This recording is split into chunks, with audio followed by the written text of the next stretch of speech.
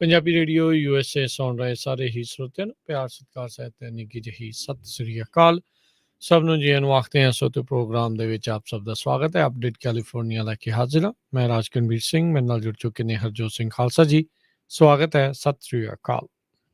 ਸਤਿ ਸ਼੍ਰੀ ਅਕਾਲ, ਧੰਨਵਾਦ ਜੀ ਆਇਆਂ ਨੂੰ। ਪੰਜਾਬੀ ਰੇਡੀਓ USA ਦੇ ਜਿੰਨੇ ਵੀ ਸਰੋਤੇ ਸਾਡੇ ਸਾਰੇ ਹੀ AM ਸਟੇਸ਼ਨ, FM ਸਟੇਸ਼ਨ, ਘਰਾਂ ਦੇ ਵਿੱਚ ਰੇਡੀਓ ਸੈਟਸ ਦੇ ਰਾਹੀਂ, ਟੈਲੀਫੋਨ ਦੇ ਰਾਹੀਂ, ਫੇਸਬੁੱਕ, YouTube ਤੇ ਲਾਈਵ ਦੇਖ ਰਹੇ ਹੋ, ਸੁਣ ਰਹੇ ਹੋ, ਸਾਰਿਆਂ ਨੂੰ ਜੀ ਆਇਆਂ ਨੂੰ ਤੇ ਬਹੁਤ ਹੀ ਪਿਆਰ ਤੇ ਸਤਿਕਾਰ ਭਰੀ ਸਤਿ ਸ੍ਰੀ ਅਕਾਲ। ਸਰੋਤਿਓ, ਅੱਜ ਮਈ ਦੀ 17 ਤਰੀਕ ਆ, ਦਿਨ ਮੰਗਲਵਾਰ ਆ। ਤੁਹਾਡੇ ਲਈ ਅਪਡੇਟ ਕੈਲੀਫੋਰਨੀਆ ਪ੍ਰੋਗਰਾਮ ਲੈ ਕੇ ਹਾਜ਼ਰ ਹੋਏ ਆ।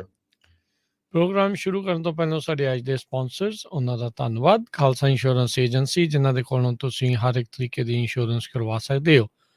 ਇੰਸ਼ੋਰੈਂਸ ਬਾਰੇ ਪਤਾ ਕਰਨ ਲਈ ਕਾਲ ਕਰ ਸਕਦੇ ਹੋ number 408-272-2500 4082722500।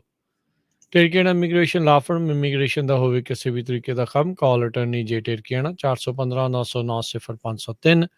Amarjit Singh Fresno, Gurbachan Singh Nagra Sacramento, Avtar Singh Manzal Clovis, Jugraj Singh Dhaliwal, Kamaljit Singh Makhan Daulatpuria Stockton, Harjinder Singh Brar Bakersfield, Inderjit Singh Baring Manteca. Zander group, ਜਿੱਥੋਂ ਤੁਸੀਂ ਹੋਮ ਲੋਨਸ, ਘਰ ਖਰੀਦਣ ਅਤੇ ਘਰ ਵੇਚਣ ਦੀਆਂ ਸਾਰੀਆਂ ਸਰਵਿਸਿਜ਼ ਲੈ ਸਕਦੇ ਹੋ। ਕਾਲ 8559052575। ਇਹਨਾਂ ਸਾਰਿਆਂ ਦਾ ਧੰਨਵਾਦ। ਜੇਕਰ ਤੁਸੀਂ ਜਾਂ ਕੋਈ ਹੋਰ ਕਾਰੋਬਾਰ ਇਸ ਪ੍ਰੋਗਰਾਮ ਨੂੰ ਸਪਾਂਸਰ ਕਰਨਾ ਚਾਹੁੰਦੇ ਹੋ, ਸੰਪਰਕ ਕਰ ਸਕਦੇ ਹੋ 408-722-7698 ਦੇ ਉੱਤੇ। ਅੱਜ ਦੀਆਂ ਖਬਰਾਂ ਵੱਲ ਆਈਏ ਤੇ ਕੁਝ ਇਕਨੋਮੀ ਦੀ ਗੱਲ ਕਰਦੇ ਜਾਈਏ ਤੇ ਰਿਸੈਸ਼ਨ ਨੂੰ ਲੈ ਕੇ ਪਿਛਲੇ ਦਿਨਾਂ ਦੇ ਵਿੱਚ ਬੈਂਕ ਆਫ ਅਮਰੀਕਾ ਨੇ ਇਹ ਕਿਹਾ ਸੀ ਵੀ ਰਿਸੈਸ਼ਨ ਅਮਰੀਕਾ ਦੇ ਵਿੱਚ ਆ ਚੁੱਕਾ ਆ। ਅੱਜ ਦੂਸਰੀ ਵੱਡੀ ਬੈਂਕ ਅਮਰੀਕਾ ਦੀ ਗੋਲਡਮਨ ਸੈਕ, ਉਹਨਾਂ ਦੇ CEO ਨੇ, ਸੀਨੀਅਰ ਚੇਅਰਮੈਨ ਲਾਇਡ ਬਲੈਂਕਫਲੇਨ, ਉਹਨਾਂ ਨੇ ਇਹ ਕਿਹਾ ਆ ਵੀ ਸਾਡਾ ਰਿਸੈਸ਼ਨ USA ਦੇ ਵਿੱਚ ਆਉਣਾ ਵੈਰੀ ਵੈਰੀ ਹਾਈ ਆ, ਬਹੁਤ ਜ਼ਿਆਦਾ ਆ। ਕਹਿੰਦੇ ਜੇ ਤੁਸੀਂ ਕੰਪਨੀ ਨੂੰ ਰਨ ਕਰ ਰਹੇ ਹੋ ਤੇ ਤੁਹਾਨੂੰ ਉਹਦੇ ਲਈ ਪ੍ਰਿਪੇਅਰ ਰਹਿਣਾ ਚਾਹੀਦਾ। ਬਲੈਂਕਫੇਨ ਨੇ CBS ਨੂੰ ਅੱਜ ਦੱਸਿਆ ਫੇਸ ਦਾ ਨੇਸ਼ਨ ਦੇ ਉੱਤੇ। ਤੇ ਜੇ ਕਹਿੰਦੇ ਕੰਜ਼ਿਊਮਰ ਆ ਆਪਣੀਆਂ ਗਾ ਤੇ ਸਾਨੂੰ ਉਹਦੇ ਲਈ ਤਿਆਰ ਰਹਿਣਾ ਚਾਹੀਦਾ। ਰਿਸੈਸ਼ਨ ਕਹਿੰਦੇ ਵੀ ਵੇਕ ਨਹੀਂ ਹੁੰਦਾ ਕੇਕ ਦੇ ਵਿੱਚ, ਇਹ ਏਦਾਂ ਹੀ ਆਉਂਦਾ ਆ। ਤੇ ਬਹੁਤ ਸਾਰੇ ਜਿਹੜੇ ਪ੍ਰਿਪੇਅਰਡ ਹੁੰਦੇ ਆ ਉਹ ਉਸ ਸਮੇਂ ਦੇ ਵਿੱਚ ਬਚ ਜਾਂਦੇ ਆ, ਜਿਹੜੇ ਨਹੀਂ ਹੁੰਦੇ ਉਹ ਫਿਰ ਰਗੜੇ ਜਾਂਦੇ ਆ। ਗੈਸ ਪ੍ਰਾਈਸਿਸ ਨੂੰ ਲੈ ਕੇ, ਇਨਫਲੇਸ਼ਨ ਨੂੰ ਲੈ ਕੇ, ਹੁਣ ਨਵੀਂ ਪ੍ਰੋਬਲਮ USA ਦੇ ਵਿੱਚ ਬੇਬੀ ਫਾਰਮੂਲਾ ਨੂੰ ਲੈ ਕੇ ਆਈ ਹੋਈ ਹੈਗੀ ਆ। USA ਦੇ ਵਿੱਚ ਕੰਜ਼ਿਊਮਰ ਪ੍ਰਾਈਸਿਸ 8.3% ਆਲਰੇਡੀ ਉੱਪਰ ਚੜ ਗਈਆਂ ਹੈਗੀਆਂ। ਸੋ ਇਹਦੇ ਸੰਬੰਧ ਦੇ ਵਿੱਚ ਐਲੋਨ ਮਸਕ, ਟੈਸਲਾ ਦੇ CEO, ਜਿਨ੍ਹਾਂ ਨੇ ਟਵਿੱਟਰ ਖਰੀਦਣਾ ਸੀ ਤੇ ਟਵਿੱਟਰ ਦੇ ਉੱਤੇ ਵੀ ਹੋਲਡ ਪਾਇਆ, ਉਹਨਾਂ ਨੇ ਵੀ ਆਪਣਾ ਅੱਜ ਵਿਊ ਪੁਆਇੰਟ ਦਿੱਤਾ। ਕਹਿੰਦੇ ਪਈ ਅਸੀਂ ਆਲਰੇਡੀ ਕਹਿੰਦੇ ਰਿਸੈਸ਼ਨ ਦੇ ਵਿੱਚ ਹੈਗੇ ਆ ਤੇ 18 ਮਹੀਨੇ ਇਸ ਨੂੰ ਖਤਮ ਹੋਣ ਦੇ ਵਿੱਚ ਲੱਗਣਗੇ। ਇਹ ਆਪਾਂ ਨੂੰ ਪਤਾ ਹੀ ਆ ਵੀ ਜਿਹੜੇ ਐਲੋਨ ਮਸਕ ਆ, ਇਹ ਕ੍ਰਿਟਿਕ ਬਹੁਤ ਆ ਬਾਈਡਨ ਐਡਮਿਨਿਸਟ੍ਰੇਸ਼ਨ ਦੇ, ਖਾਸ ਕਰਕੇ ਉਦੋਂ ਤੋਂ ਜਦੋਂ ਇਲੈਕਟ੍ਰਿਕ ਕੰਪਨੀਆਂ ਦੇ CEO ਨੂੰ ਬੁਲਾਇਆ ਗਿਆ ਸੀ ਤੇ ਟੈਸਲਾ ਵਾਲੇ CEO ਐਲੋਨ ਮਸਕ ਨੂੰ ਉਹਨਾਂ ਨੇ ਨਹੀਂ ਬੁਲਾਇਆ ਸੀ। ਸੋ ਅੱਜ ਉਹਨਾਂ ਨੇ ਆਪਣੇ ਬਿਆਨ ਇਸ ਸੰਬੰਧ ਦੇ ਵਿੱਚ ਦਿੱਤੇ ਹੈਗੇ ਆ। ਜੀ, ਉਹਨਾਂ ਨੇ ਕਿਹਾ ਵੀ 18 ਮਹੀਨੇ ਤੱਕ ਰਹਿ ਸਕਦਾ ਹੈ ਤੇ ਨਾਲ ਹੀ ਉਹਨਾਂ ਨੇ ਕਿਹਾ ਵੀ ਜਿਹੜੇ ਰਿਸੈਸ਼ਨ ਆ ਉਹ ਜ਼ਰੂਰੀ ਨਹੀਂ ਆ ਵੀ ਹਰ ਵਾਰੀ ਮਾੜੇ ਹੋਣ। ਸੋ ਇਹ ਹੁਣ ਪਤਾ ਨਹੀਂ ਕਿਸ ਲਿਹਾਜ਼ ਦੇ ਨਾਲ ਇਹਨਾਂ ਦੇ ਕਹਿਣ ਦੀ ਜਿਹੜੀ ਉਹ ਕੋਸ਼ਿਸ਼ ਸੀ। ਇਸ ਬਿਲੀਅਨਰ ਜਿਹੜੇ ਆ ਉਹਨਾਂ ਨੇ ਕਿਹਾ ਆ ਵੀ ਬਾਈਡਨ ਐਡਮਿਨਿਸਟ੍ਰੇਸ਼ਨ ਦੇ ਦੁਆਰਾ ਕਹਿੰਦੇ ਆ ਵੀ ਉਹ ਜ਼ਿਲੀਅਨ ਹੋਰ ਡਾਲਰਸ ਆਲਰੇਡੀ ਉਹਨਾਂ ਨੇ ਪ੍ਰਿੰਟ ਜਿਹੜੇ ਉਹ ਕਰ ਦਿੱਤੇ ਆ, ਜਿੰਨੇ ਉਸ ਤੋਂ ਪਹਿਲਾਂ ਸੀਗੇ। ਸੋ ਇਹ ਮਿਆਮੀ ਦੀ ਇੱਕ ਟੈਕ ਕਾਨਫਰੰਸ ਦੇ ਵਿੱਚ ਬੋਲ ਰਹੇ ਸੀਗੇ। ਕਹਿੰਦੇ ਵੀ ਰਿਸੈਸ਼ਨ ਮਾੜੀ ਚੀਜ਼ ਨਹੀਂ ਆ। ਮੈਂ ਕਈ ਜਿਹੜੇ ਇਸ ਦੇ ਵਿੱਚ ਦੇਖੇ ਆ, ਕਹਿੰਦੇ ਵੀ ਜਿਹੜਾ ਇੱਕ ਟਾਈਮ ਦੇ ਉੱਤੇ ਲੱਗਦਾ ਹੈ ਵੀ ਬੂਮ ਚੱਲ ਰਿਹਾ ਆ ਤੇ ਉਹ ਜ਼ਿਆਦਾ ਲੰਮਾ ਸਮਾਂ ਚੱਲ ਜਾਂਦਾ ਆ, ਉਹ basically miss allocation of capital ਜਿਹੜੀ ਉਹ ਹੁੰਦੀ ਆ। ਤੇ ਕਹਿੰਦੇ ਵੀ ਇੱਕ ਹਿਸਾਬ ਦੇ ਨਾਲ ਫੂਲਸ ਦੇ ਉੱਤੇ, ਮੂਰਖਾਂ ਦੇ ਉੱਤੇ ਮਨੀ ਜਿਹੜੀ ਉਹ ਰੇਨ ਹੋਣੀ ਸ਼ੁਰੂ ਹੋ ਜਾਂਦੀ ਆ।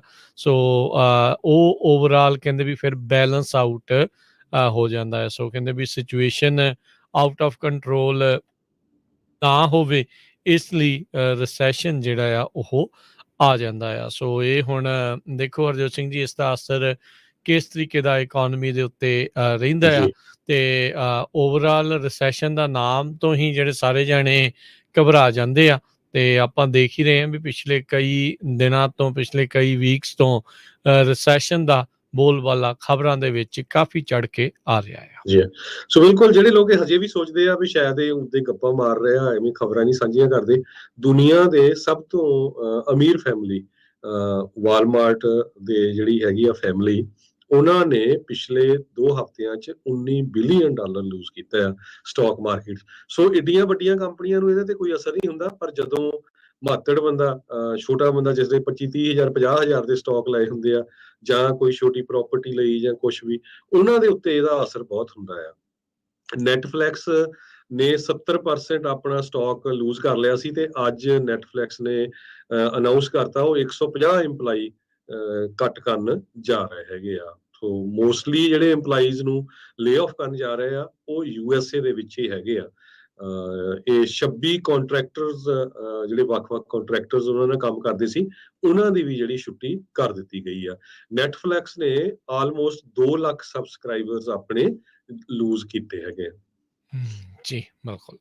ਅਗਲੀ ਗੱਲ ਕਰ ਦਈਏ, ਯੂਕਰੇਨ ਨੇ ਮੈਰੀਅਪੋਲ ਇਲਾਕੇ ਨੂੰ ਜਿਹੜਾ ਉਹ ਛੱਡਣ ਦੀ ਗੱਲ ਆਖੀ ਆ। ਯੂਕਰੇਨ ਨੇ ਕਿਹਾ ਵੀ ਉਹ ਉਸ ਬੈਟਲ ਦੇ ਵਿੱਚੋਂ ਬਾਹਰ ਆ ਰਹੇ ਆ ਤੇ ਰੂਸ ਨੂੰ ਇਸ ਪੋਰਟ ਸਿਟੀ ਬੰਦਰਗਾਹ ਵਾਲੇ ਇਸ ਸ਼ਹਿਰ ਨੂੰ ਰੂਸ ਦੇ ਹਵਾਲੇ ਛੱਡ ਕੇ ਆ ਰਹੇ ਨੇ। ਕਹਿੰਦੇ ਵੀ ਇਵੈਕੂਏਸ਼ਨ ਯੂਕਰੇਨੀਅਨ ਟਰੂਪਸ ਦੀ ਇਸ ਸਟੀਲ ਪਲਾਂਟ ਮੈਰੀਓਪੋਲ ਦਾ ਜਿਹੜਾ ਆ ਉੱਥੋਂ ਹੁਣ ਕੀਤੀ ਜਾ ਰਹੀ ਹੈਗੀ ਆ। ਸੋ ਕਹਿੰਦੇ ਵੀ ਮਾਸਕੋ ਜਿੱਤਿਆ ਜ਼ਰੂਰ ਆ, ਪਰ ਉਹਨਾਂ ਨੂੰ ਇਹ ਜਿੱਤ ਕਹਿੰਦੇ ਕਾਫੀ ਮਹਿੰਗੀ ਜਿਹੜੀ ਉਹ ਪਈ ਆ। ਯੂਕਰੇਨ ਨੇ ਆਪਣੇ ਜਿੰਨੇ ਵੀ ਫੌਜੀ ਉਸ ਮੈਰੀਓਪੋਲ ਇਲਾਕੇ ਦੇ ਵਿੱਚ ਆ ਉਹਨਾਂ ਨੂੰ ਆਦੇਸ਼ ਦਿੱਤੇ ਆ ਵੀ ਉਹ ਹੁਣ ਉੱਥੋਂ ਕੰਸੀਡ ਕਰਕੇ ਜਿਹੜੇ ਉਹ ਵਾਪਸ ਆ ਜਾਣ। ਮਹੀਨੇ ਤੋਂ ਵੱਧ ਇਸ ਸ਼ਹਿਰ ਨੂੰ ਜਿੱਤਣ ਦੇ ਲਈ ਰੂਸ ਦਾ ਜਿਹੜਾ ਜ਼ੋਰ ਆ ਉਹ ਲੱਗਾ ਰਿਹਾ ਹੈਗਾ ਆ। ਉਧਰ ਅੱਜ ਸਵੀਡਨ ਤੇ ਫਿਨਲੈਂਡ ਆ ਦੋਨਾਂ ਨੇ ਨਾਟੋ ਨੂੰ ਜੁਆਇਨ ਕਰਨ ਦੇ ਲਈ ਇੱਕ ਹਿਸਾਬ ਦੇ ਨਾਲ ਆਪਣੀਆਂ ਐਪਲੀਕੇਸ਼ਨ ਆ ਉਹ ਭਰ ਦਿੱਤੀਆਂ ਆ। ਦੋਨਾਂ ਹੀ ਮੁਲਕਾਂ ਨੂੰ ਉਹਨਾਂ ਦੇ ਉੱਥੋਂ ਦੇ ਪੋਲੀਟੀਸ਼ੀਅਨ ਲੀਡਰਸ ਦੇ ਨਾਲ ਲੋਕਾਂ ਦੀ ਜਨਰਲ ਹਮਾਇਤ ਜਿਹੜੀ ਆ ਉਹ ਇਸ ਟਾਈਮ ਮਿਲ ਚੁੱਕੀ ਹੈਗੀ ਆ, ਜਿਸ ਦੇ ਉੱਤੇ ਰੂਸ ਦੇ ਜਿਹੜੇ ਰਾਸ਼ਟਰਪਤੀ ਨੇ ਕਿਹਾ ਸੀਗਾ ਵੀ ਨਾਟੋ ਦੀ ਇਸ ਐਕਸਪੈਂਸ਼ਨ ਦੇ ਉੱਤੇ ਉਸ ਨੂੰ ਕੋਈ ਵੀ ਹਰਜ ਨਹੀਂ ਹੈਗਾ। ਫਿਨਲੈਂਡ ਨੂੰ ਜਦ ਧਮਕੀ ਦਿੱਤੀ ਸੀ, ਉੱਥੋਂ ਦਾ ਇੱਕ ਫੌਜੀ ਨੇ 1931 ਦੀ ਲੜਾਈ ਜਿਹੜੀ ਉਹ ਚੇਤੇ ਕਰਾਈ। ਕਹਿੰਦੇ ਵੀ ਇਹਨੂੰ ਚਾਹੀਦਾ ਤੇ ਆ ਜਾ, ਤੈਨੂੰ ਵੀ ਅਸੀਂ ਇਸੇ ਹੀ ਬਰਫ਼ ਦੇ ਵਿੱਚ ਗੱਡਦੇ ਹਾਂ ਜਿਹੜੇ 1931-30 ਦੇ ਦਹਾਕੇ ਦੇ ਵਿੱਚ ਜਿਹੜੀ ਹੋਈ ਲੜਾਈ ਦੇ ਵਿੱਚ ਰੂਸੀ ਫੌਜੀ ਜਿਹੜੇ ਫਿਨਲੈਂਡ ਦੇ ਫੌਜੀਆਂ ਨੇ ਉਸ ਟਾਈਮ ਦੇ ਉੱਤੇ ਮਾਰੇ ਸੀਗੇ। ਸੋ ਉਹ ਕਿਸ ਪਾਸੇ ਵੱਲ ਨੂੰ ਸਥਿਤੀ ਯੂਰਪ ਦੇ ਵਿੱਚ ਬਣੂਗੀ, ਇਹ ਹੁਣ ਦੇਖਣ ਵਾਲੀ ਗੱਲ ਰਹੇਗੀ। ਜੀ ਅਗਲੀ ਖਬਰ ਵਿੱਚ ਚਲੀਏ। ਕਹਿੰਦੇ ਵੀ ਜਿਹੜਾ ਡੌਗ ਆ, ਕੁੱਤਾ ਹੈ, ਇਹ ਬਹੁਤ ਹੀ ਵਫਾਦਾਰ ਜਾਨਵਰ ਹੁੰਦਾ ਆ। ਕੈਲੀਫੋਰਨੀਆ ਦੇ ਵਿੱਚ ਇੱਕ ਕਾਉਂਟੀ ਟ੍ਰਿਨਿਟੀ ਕਾਉਂਟੀ ਜਿਹੜੀ ਆ, ਉੱਥੇ ਇੱਕ ਬੀਬੀ ਆਪਣੀ ਕਾਰ ਦੇ ਵਿੱਚ ਆਪਣੇ ਡੌਗ ਦੇ ਨਾਲ ਜਾ ਰਹੀ ਸੀ। ਜਦੋਂ ਉਹ ਇੱਕ ਜਗ੍ਹਾ ਦੇ ਉੱਤੇ ਰੁਕੀ, ਟ੍ਰਿਨਿਟੀ ਕਾਉਂਟੀ ਦੇ ਹਾਈਵੇ 299 ਦੇ ਉੱਤੇ, ਥੋੜਾ ਬਹੁਤਾ ਆਪਣੀਆਂ ਲੱਤਾਂ ਲੁੱਤਾਂ ਸਿੱਧੀਆਂ ਕਰਨ ਦੇ ਲਈ ਤੇ ਡੌਗ ਨੂੰ ਬਾਹਰ ਕੱਢਣ ਦੇ ਲਈ, ਤੇ ਥੋੜਾ ਜਿਹਾ ਤੁਰ ਰਹੀ ਸੀ ਤੇ ਪਿੱਛੋਂ ਆ ਕੇ ਇੱਕ ਮਾਊਂਟਨ ਲਾਇਨ ਨੇ ਉਹਨੂੰ ਅਟੈਕ ਕਰ ਦਿੱਤਾ, ਉਹਨੂੰ ਬੁਰੀ ਤਰ੍ਹਾਂ ਉਹਦੇ ਬੈਕ ਦੇ ਉੱਤੇ ਫੱਟੜ ਕਰ ਦਿੱਤਾ। ਜਦੋਂ ਉਸਨੇ ਸਕਰੀਮ ਕੀਤਾ ਤਾਂ ਜਿਹੜਾ ਉਹਦਾ ਕੁੱਤਾ ਅੱਗੇ ਜਾਂਦਾ ਸੀ, ਉਸਨੇ ਆ ਕੇ ਮਾਊਂਟਨ ਲਾਇਨ ਦੇ ਉੱਤੇ ਅਟੈਕ ਕੀਤਾ, ਪਰ ਮਾਊਂਟਨ ਲਾਇਨ ਨੇ ਉਸ ਕੁੱਤੇ ਦਾ ਸਿਰ ਜਿਹੜਾ ਆ ਉਹ ਫੜ ਲਿਆ। ਉਸ ਤੋਂ ਬਾਅਦ ਇਸ ਬੀਬੀ ਨੇ ਕਾਫੀ ਕੋਸ਼ਿਸ਼ ਕੀਤੀ ਪੱਥਰ ਪੁੱਥਰ ਮਾਰਨ ਦੀ, ਹੋਰ ਉਸ ਹਾਈਵੇ ਤੇ ਲੋਕ ਜਾਂਦੇ ਸੀ, ਉਹਨਾਂ ਨੇ ਰੋਕ ਕੇ ਪੈਪਰ ਸਪਰੇਅ ਕਰਨ ਦੀ ਵੀ ਕੋਸ਼ਿਸ਼ ਕੀਤੀ, ਪਰ ਮਾਊਂਟਨ ਲਾਇਨ ਨੇ ਉਸ ਕੁੱਤੇ ਨੂੰ ਨਹੀਂ ਛੱਡਿਆ। ਉਸ ਤੋਂ ਬਾਅਦ ਹੋਰ ਜਿਹੜੇ ਪੈਸੰਜਰ ਸੀਗੇ, ਜਾ ਰਹੇ ਸੀ ਪਾਸਿੰਗ ਮੋਟਰਿਸਟ, ਉਹ ਰੁਕੇ, ਉਹਨਾਂ ਨੇ ਕਿਸੇ ਕੋਲ ਪਾਈਪ ਸੀਗੀ ਪਲਾਸਟਿਕ ਪਾਈਪ, ਉਹਦੇ ਨਾਲ ਫਿਰ ਉਹਨੇ ਮਾਰ ਕੇ ਮਾਊਂਟਨ ਲਾਇਨ ਨੂੰ ਉੱਥੋਂ ਭਜਾਇਆ ਤੇ ਅਲਟੀਮੇਟਲੀ ਜਿਹੜੀ ਬੀਬੀ ਆ ਉਹ ਬਚ ਗਈ, ਪਰ ਜਿਹੜਾ ਡੌਗ ਆ ਉਹਦਾ ਕਾਫੀ ਉਹ ਫੱਟੜ ਹੋ ਗਿਆ। ਤੇ ਇਸ ਬੀਬੀ ਨੇ ਫਿਰ ਉਸ ਕੁੱਤੇ ਨੂੰ ਵੈਟਰਨਰੀਅਨ ਦੇ ਕੋਲ ਐਮਰਜੈਂਸੀ ਟ੍ਰੀਟਮੈਂਟ ਦੇ ਲਈ ਰੈਡਿੰਗ ਦੇ ਵਿੱਚ ਲੈ ਗਈ। ਸੋ ਹਜੇ ਤੱਕ ਜਿਹੜਾ ਕੁੱਤਾ ਆ ਉਹਦੀ ਕੰਡੀਸ਼ਨ ਕਲੀਅਰ ਨਹੀਂ ਪਈ ਉਹ ਸਰਵਾਈਵ ਹੋਊਗਾ ਕਿ ਨਹੀਂ, ਪਰ ਜੋ ਇਹ ਬੀਬੀ ਸੀ ਉਹ ਉਸਨੇ ਮੈਡੀਕਲ ਟ੍ਰੀਟਮੈਂਟ ਲਈ ਰੈਡਿੰਗ ਕੈਲੀਫੋਰਨੀਆ ਦੇ ਵਿੱਚ, ਉਹਦੀਆਂ ਇੰਜਰੀਜ਼ ਜਿਹੜੀਆਂ ਸੀਆਂ, ਵੂੰਡਸ ਸੀਗੇ, ਸਕ੍ਰੈਚਸ, ਬਰੂਜ਼ਸ, ਅਬਰੇਸ਼ਨਸ, ਤੇ ਹੋਰ non life threatening issues.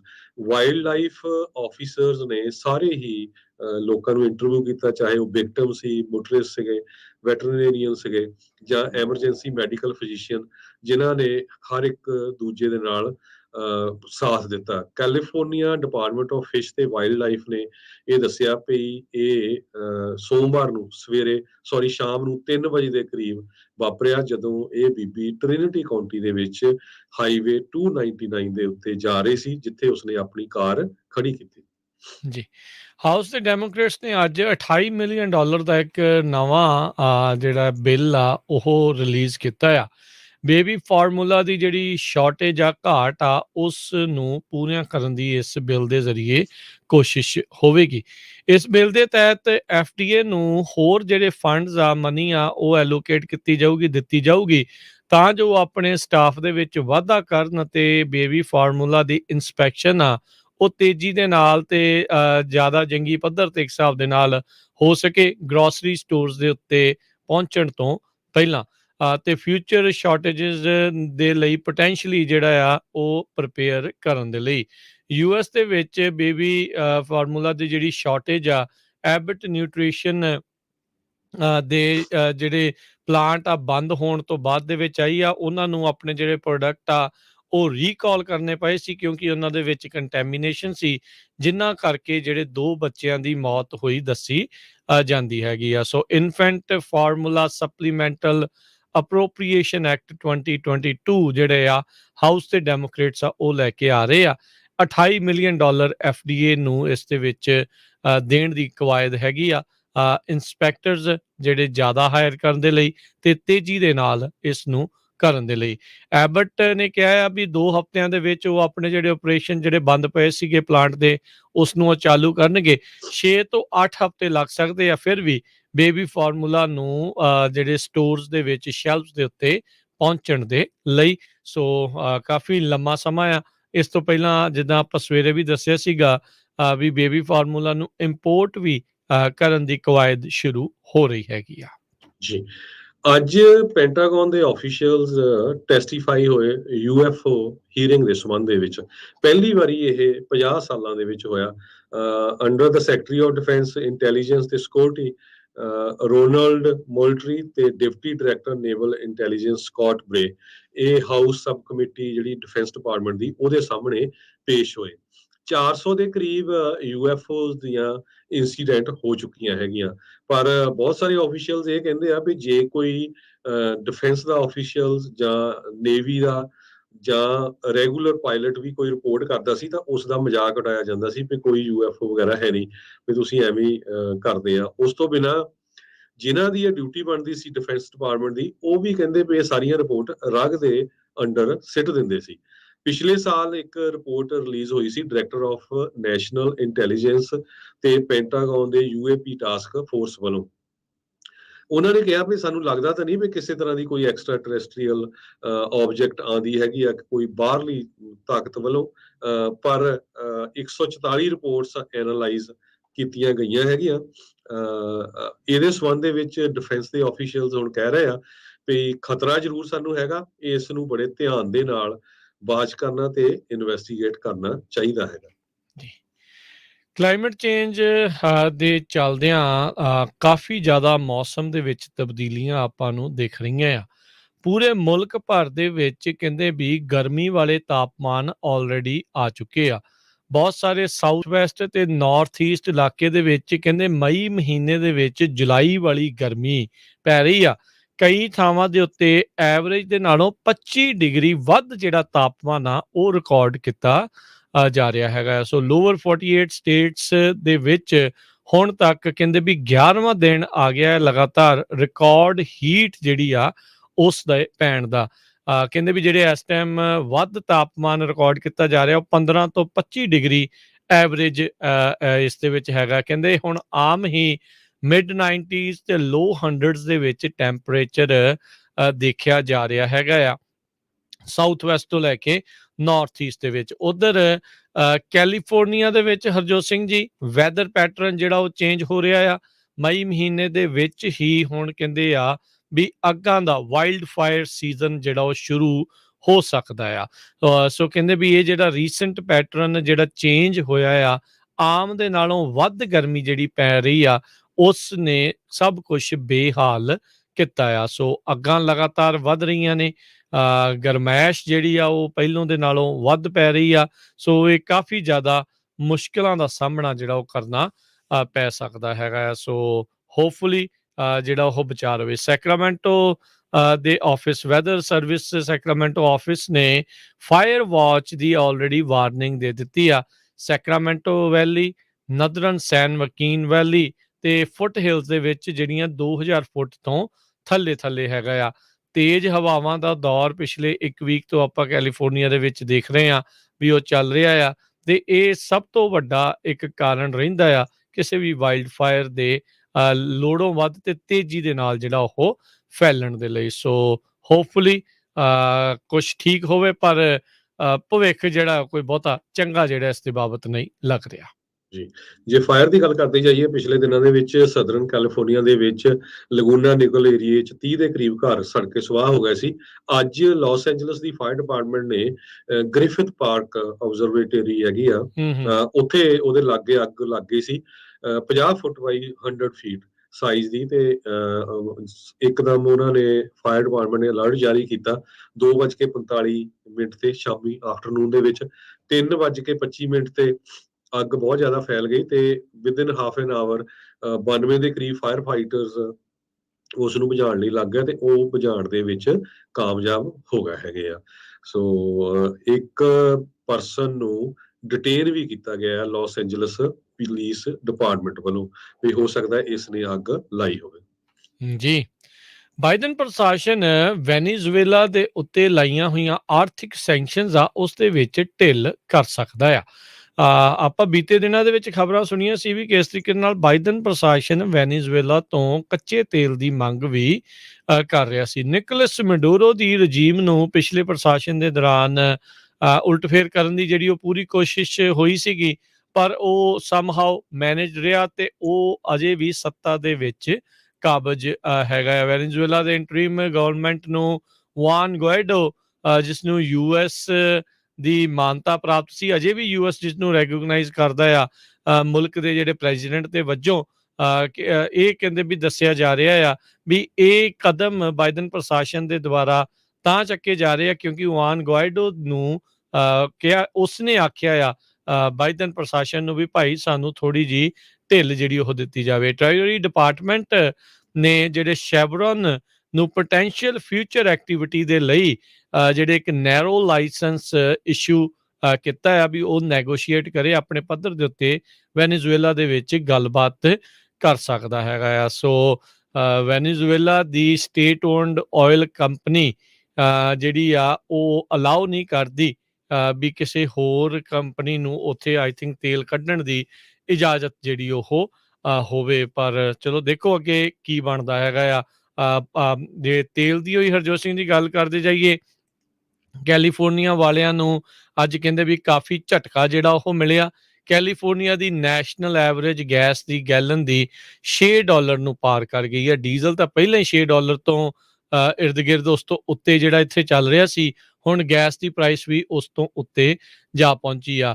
National average ਵੀ $4.5 ਤੋਂ ਉੱਤੇ ਜਿਹੜੀ ਇਸ ਟਾਈਮ ਪਹੁੰਚ ਚੁੱਕੀ ਆ, ਜਿਹੜਾ ਕਿ ਹੁਣ ਤੱਕ ਦਾ ਰੈਕਡ ਹੈਗਾ ਆ। 1 ਮਿਲੀਅਨ ਬੈਰਲ ਅਜੇ ਭੰਡਾਰ ਦੇ ਵਿੱਚੋਂ ਹਰ ਦਿਨ ਜਿਹੜਾ ਉਹ ਕੱਢਿਆ ਜਾ ਰਿਹਾ ਆ, ਪਰ ਫਿਰ ਵੀ ਉਸ ਦੇ ਬਾਵਜੂਦ ਵੀ ਤੇਲ ਦੀਆਂ ਕੀਮਤਾਂ ਦੇ ਵਿੱਚ ਕਿਤੇ ਵੀ ਕੋਈ ਢਿੱਲ ਜਾਂ ਨਰਮੀ ਆਉਣ ਦੀ ਜਿਹੜੀ ਕਹਿ ਲਓ ਵੀ ਭਵਿੱਖ ਦੇ ਵਿੱਚ ਨਜ਼ਰ ਨਹੀਂ ਆ ਰਿਹਾ ਹੈਗਾ। ਸੋ ਅੱਗੇ ਜਿਹੜਾ ਉਹ ਕੀ ਬਣਨਾ ਆ, ਇਹ ਸਥਿਤੀ ਜਿਹੜੀ ਉਹ ਕਾਫੀ ਮਾੜੀ ਆ। ਪਿਛਲੇ ਸਾਲ ਦੇ ਮੁਕਾਬਲੇ $2.40 ਗੈਸ ਪ੍ਰਾਈਸ ਜਿਹੜੀ ਆ ਉਹ ਆਲਰੇਡੀ ਉੱਤੇ ਚੱਲ ਰਹੀ ਹੈਗੀ। ਸੋ ਬਿਲਕੁਲ ਬੇ ਏਰੀਆ ਦੇ ਵਿੱਚ ਗੈਸ ਦੀ ਪ੍ਰਾਈਸ ਕਈ ਗੈਸ ਸਟੇਸ਼ਨਾਂ ਤੇ $6 ਤੇ 49 ਸੈਂਟ ਨੂੰ ਜਿਹੜੀ ਆ ਦੇਖੀ ਗਈ ਹੈਗੀ ਆ। $6 ਤਾਂ ਐਵਰੇਜ ਬੇ ਏਰੀਆ ਦੇ ਵਿੱਚ ਹੋ ਗਿਆ ਆ।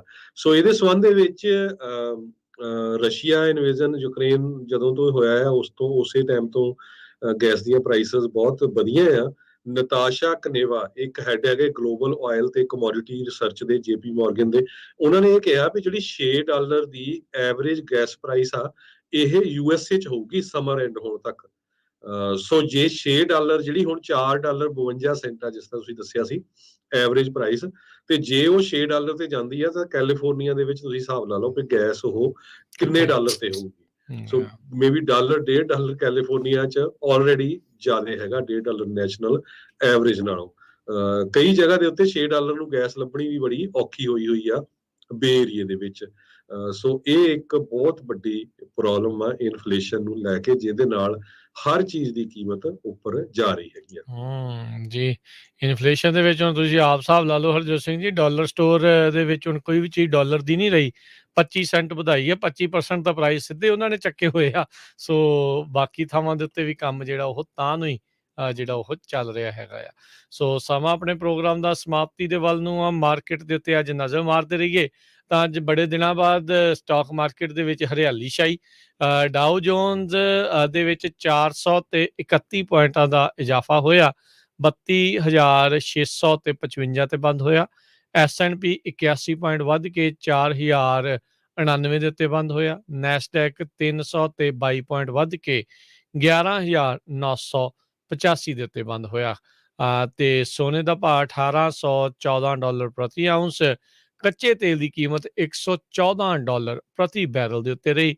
10 ਈਅਰ ਯੀਲਡ 2.98% ਦੇ ਉੱਤੇ ਤੇ ਬਿਟਕੋਇਨ 30,000 ਤੇ $462 ਦੇ ਬਰਾਬਰ ਚੱਲ ਰਿਹਾ ਆ।